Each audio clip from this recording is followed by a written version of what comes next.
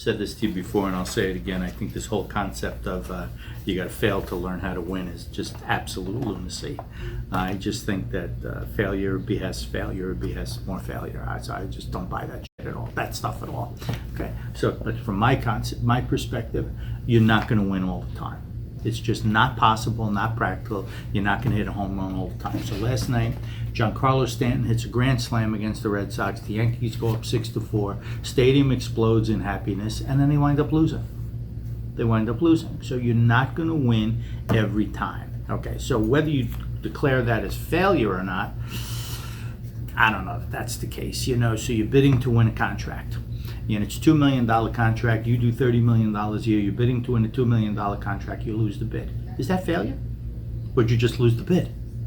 I mean, so now failure to me is like you started a business, you failed, you went bankrupt, you lost your house, you lost all of your retirement money, you lost your kids' college fund. That's failure.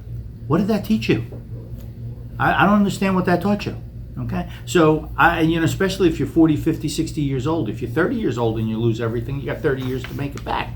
If you're 50 years old and you take ridiculous risks, that's not failure, that's just stupid. So yes, I think every entrepreneur is a risk taker. I think risks should be measured, calculated, and strategized. Okay, but failure is when you lose your house. Failure is when you lose your 401k. Failure is when you are out of everything. That's just stupid. You deserve that if you've done that. That's just stupid. Okay? But business owners that take calculated risk, they lose in the moment. Doesn't mean they're failures and doesn't mean they lose overall. So I have a fundamental. I've heard Tony Robbins, I've heard all of these lunatics say you got to learn how to fail to win. Mark Cuban. They've all embraced just the phrase. None of them want to fail.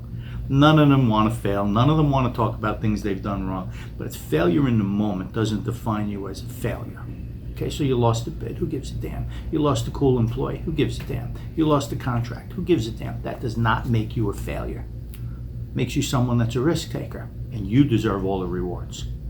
That's my concept. Okay, so your definition of failure is not essentially, it's not losing a bid. What if somebody's definition of failure is that? Then they're wrong. Okay. All right, listen, here's what's going to happen, right? So you're in business. Whatever your business is, you run a restaurant, you manufacture widgets, you are a floor distributor like that guy on the Weather Channel right there, whatever it is. It is impossible to think everything's going to go right 24/7 for the next 30 years of your career. It's not possible. It's not practical. It's not realistic. So when things go wrong, you can't consider those failures. They're just wrong. There's speed bumps along the way. So if those speed bumps make you better, it's good. I've had mine along the career. So the speed bumps are not failures. They're speed bumps. They're problems. They're issues. They're circumstances. Some might be self-inflicted. Some might be imposed upon you by third parties. Doesn't make you a failure. And yes, you should learn by them.